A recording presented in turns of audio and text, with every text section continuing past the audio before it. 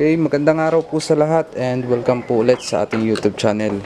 So, for today video guys, ang topic natin ngayon ay ano nga ba yung mga posibleng nagiging ingay dito sa ating cylinder head at yung mga pyesa na dapat nating i-check kapag ka maingay yung ating cylinder head. Okay? So, may nag-PM sa akin ito and naisipan kong i-share na din sa inyo kung ano ba yung mga pyesa o mga parts na dapat nating i-check. Number 1, yung valve clearance muna. So sa valve clearance muna tayo, number 1. Yung valve clearance, ayan, kalimitan na nagiging issue. Mali yung pagkaka-tune up nitong ating valve clearance. So yan, yung pagitan nung itong valve screw na to at saka yung valve, yung pinaka tip ng ating valves ay sobrang kawang ng adjust. So, tendency nun, parang nagkakalansingang bariya kapag ka sobrang taas ng adjust. Number 2, itong rocker arm natin. Sa rocker arm natin, so cylinder head nga pa lang ito ay sa Honda TMX Supremo. So, yung issue niya ay sa Honda TMX Supremo. Maingay yung kanyang cylinder head. Number 2 na dapat nating i-check ay yung ating rocker arm. So, paano natin i-check yung ating rocker arm? Pag binuksan si cylinder head o yung ating pinaka cup lang dito sa ating ibabaw, mapapansin nyo itong roller rocker arm na to. Ayan, may bearing po siya. Yung bearing na yan. Ayan. Itong bearing na to, pagka hinipo nyo siya, at hindi siya smooth, yung parang may gumagat all, ayan, isa yan sa pinagmumula ng ingay. So, ibig sabihin nun, broken na o may tama na yung ating rocker arm. So, roller rocker arm yung tawag sa type na to. Tapos, kapag ka gusto nyo siyang i-check at kung makikita nyo kung may tama, pwede nyo siyang ugain na ganyan kapag ka hindi tagtag si cylinder head. So kapag ka malakas yung move ng bearing na to, up and down, ayan, mayroon ng tama yung inyong bearing dito sa inyong rocker arm. So meron siyang dalawang rocker arm, isa sa intake and isa sa exhaust. Okay? So kapag ka naman na-remove nyo na yung cylinder head, pwede nyo siyang i-remove itong ating rocker arm. Paano siya i-remove? Meron siya ditong 8mm screw. Ayan. Itong 8mm bolts na to, remove nyo lang siya. So napalogan ko na to kanina. Ayan. Itulak nyo palabas yung kanyang pin. So may pin yung ating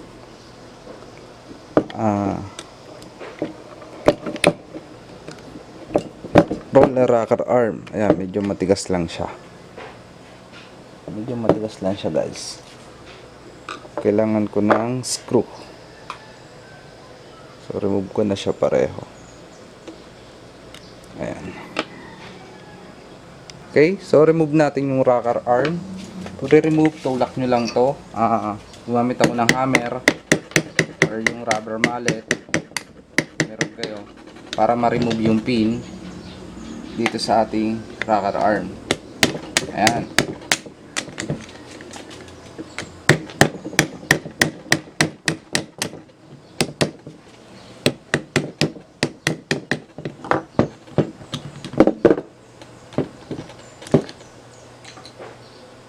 Okay.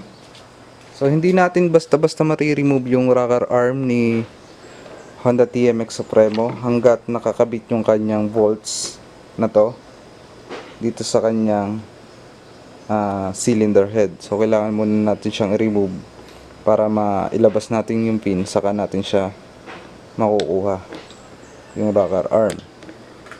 So, ito na yung rocker arm ng Honda TMX Supremo. Ito yung sinasabi ko kaninang bearing. Ayan. Okay, so yan, nahugot ko na yung ating rocker arm. Ito yung kanyang bearing. Yan. Yan yung kailangang i-check sa sa ating cylinder head, itong bearing na to. So sa pag-check, kailangan nyo muna siyang linisin. So buhusan nyo muna siya ng gas para mas madali nyo siyang ma-diagnose kung okay pa ba yung bearing na to. Okay? So next na kailangan nating i-check ay yung ating pin dito sa ating rocker arm. Ano ba yung kailangan natin tingnan para ma-check natin yung ating pin? So gumamit kayo ng basahan na malinis. Yan. Kailangan ninyong i-check yung pinagtatamaan ng rocker arm o yung pinagkakabitan na dito sa ilalim. So kailangan makinis na makinis yan, yung pin na yan. Kapag yan ay may tama na or mayroon na siyang yung dot na marking dito sa ating pin, so possible na mayroon ding problema yung ating rocker arm. So yan, yung loob na to kailangan din siyang i-check. So yan yung mga parts na dapat i-check. And next, ito, ipod na natin to, yung rocker arm dito sa ating cylinder head. Okay. Next ay yung ating, ayan, yung pinaka tip na to ng ating valve. So yan, kailangan nyo siyang i-check kung siya ba ay pantay or malalim na, lubog na, o ubos na. Kapag kaubos na yan, kahit na anong tune up ang gawin, hindi nag-accurate yung tune up. Maingay pa rin yung ating cylinder head. So yan, yung pinaka tip na yan. Yung dalawa na yan, kailangan natin siyang i-check. So next, dapat natingnan kapag ka maingay yung cylinder head, ganito lang naman kasimple yung pag-diagnose. Ayan.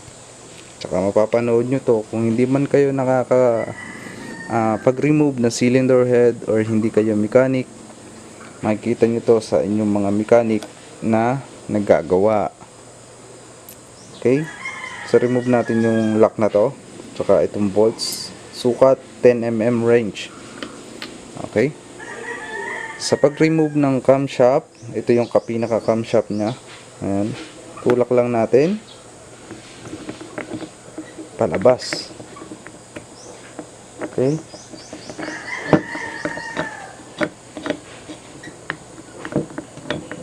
siyang palabas.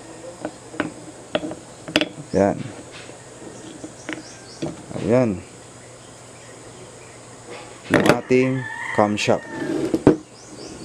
So, ito yung camshaft ng ating Honda TMX Supremo. Okay.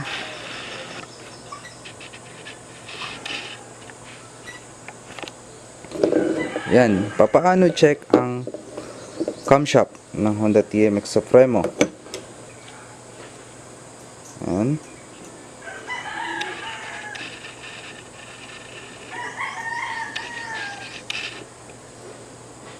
Okay. Ito, lilinisan nyo muna din siya ng gasolina. Itong camshaft na to. Pagkatapos nyo linisan, ito naman, bearing na to, ang inyong i-check. Ayan, kailangan nyo siyang padaanin sa inyong palad o daliri kung smooth pa ba yung ikot ng bearing. O kapag itong bearing na to is minagatol na, ito kasi yung nagiging kalimitang issue ni Honda TMX Supremo, no? Yung bearing na yan, yung isa sa number 1 issue. Lagi itong nasisira, itong part na to. So kapag nasira ito, anong gagawin? Pupunta po kayo sa machine shop. Ayan. Ito po ay hindi basta nire-remove. Pinagamitan po siya ng hydraulic press. Tinatagtag muna ito, tapos saka po itong bearing. Tapos sa pagbabalik, hydraulic press din po yung gamit. Ayan. Kailangan po kayo magpa-press kapag ni-remove nyo na itong bearing na to sa side na to. Tapos ito naman, ito hindi nyo na kailangan gumamit. Pwede na dito yung kung meron kayong bearing puller o rubber mallet, pwede nyo siyang paluin. Okay, So next na kailangan nyo siyang i-check ay itong pinaka-lobe. Ano ba yung lobe? Lobe ng ating camshaft. Dito siya, ito yung tinatamaan ng ating rocker arm. Dito siya nag-slide. Ayan. Sorry. Ayan, dyan siya nag-slide. Okay? So kailangan dapat makinis din yan. Yung daanan na yan ng ating roller rocker arm.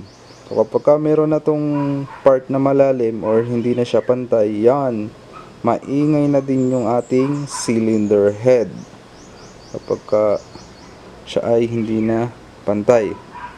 Okay? So ano pa ba? Yung ating valve, ayan. Yung ating valve naman, dito siya nakalagay. Ayan, madilim lang. Okay. Sa valve, paano i-check yung valve? Kailangan muna din siyang remove. So, kapag na-remove nyo na siya dun sa kanyang face, dito yung pinaglalapatan nung sa valve seat, kapag yung part na may part ang inyong valve ay medyo malalim na, gaya nito. Okay? Itong pinaka valve face na to, yan, pagka ang part na yan ay malalim na, maingay na din yung ating head. Nakalangan natin kung ano ba yung nagnanaking, pero valve lang naman pala yung nagpapanaking dito sa ating cylinder head. Kaya importante ay may check po ng ayos. Kung anong makita, so yun lang, wala nang hula-hula pa, o hindi na kailangan pa manghula, basta may check lahat. Hindi na kailangan hula kung ano ba yung mga parts na may problema kaya umiingay yung ating cylinder head. Okay?